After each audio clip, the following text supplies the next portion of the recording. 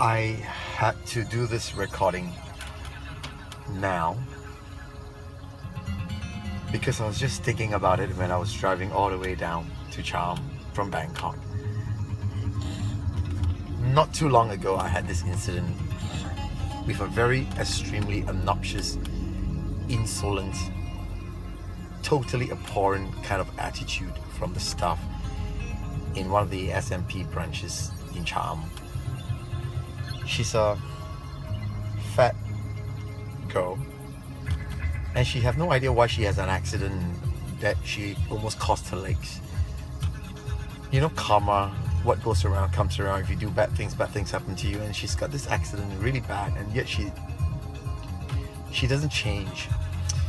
Her boyfriend is kind of those kind of, you know,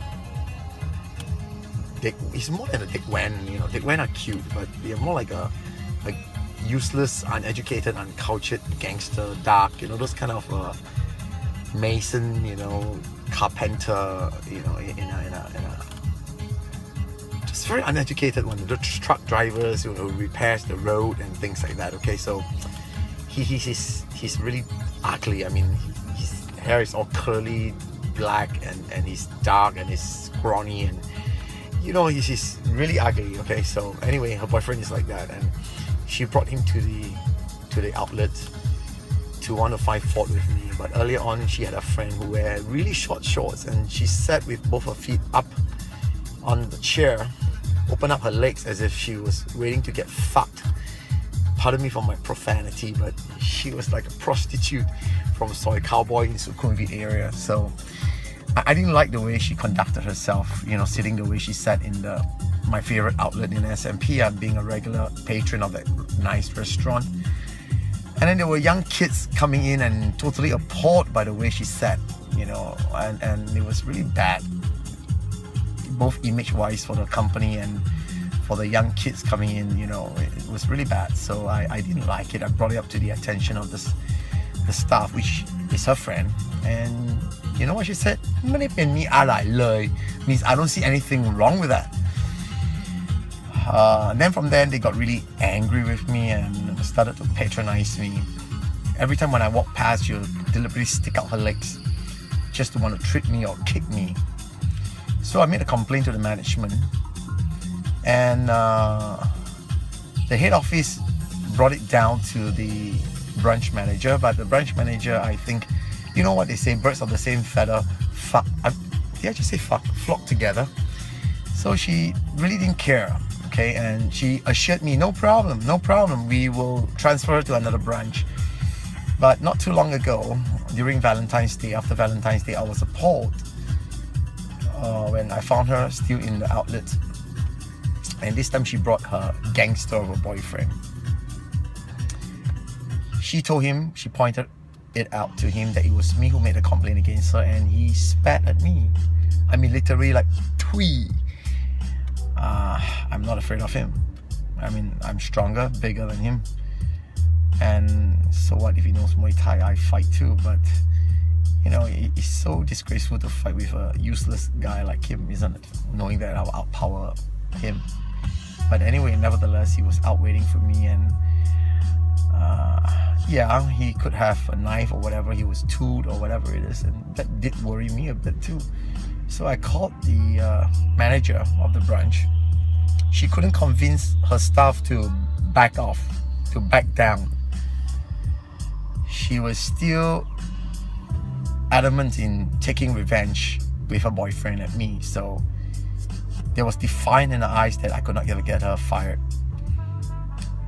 The moral of the story here, what I'm trying to tell you, is the pen is indeed mightier than the sword. The sword meaning being the physical violence, or yeah, I guess physical violence would be more like it, you know, to more effective. The pen is more effective than using physical violence, I guess, in this case, and well, in this century right now. But it didn't work because the branch manager was on her side, and she says, you know, if you want my stuff fired, then I think you should be as a customer, you should be fired from my outlet. She said that. I mean, words to the effect. So she told me I would remove myself from the outlet better than she firing her staff. Now that was really mean. So I got my lawyer, called my lawyer, and my lawyer told me to get in touch with the head office and speak to the person. And if things doesn't work out, then I'll, take up a legal suit for harassment from a staff, humiliation, public, disgrace, things like that. And well, after numerous emails, which I thought has fallen on deaf ears, it didn't, because eventually they came back to me and they apologized profusely and told me that they were sorry that this thing has happened. Head office, that is, and the regional manager or whatever, which is of course higher than the branch manager, has really fired that girl. So I'm going back to Charm tomorrow, the same outlet, and see if she's still waiting there for me.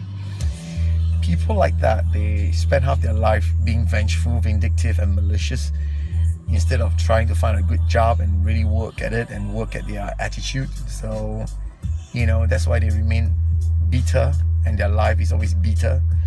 And they can't fathom for the life of their own why they live below poverty line, why they never get rich, why they never prosper, why they never have a better life. So they ride around in their, noisy small little bike, with a noisy exhaust, bang. And with this kind of, her disgusting boyfriend was so obnoxious. He's so, oh God, you thought mangy dogs, stray dogs on the road are ugly, but this guy is beyond ugly. He's like, you. So anyway, that's it for you. The moral of this is, the pen is indeed mightier than the sword. So they tried to push me with their violence, and all I need to do was just pen it down, and now I got her fired. She's gone. She's out of it. She's out. So it shows that, when you're educated and you use your brains, it's better than using the fist. But I will have to use my fist to protect myself if they try anything violent with me. If I have to resort to using my firearms, or if they try any weapons with me, I guess I have to resort to my firearms to protect myself. That's just about it. I need to get it off to you, and have a good night. Bye. Bye-bye.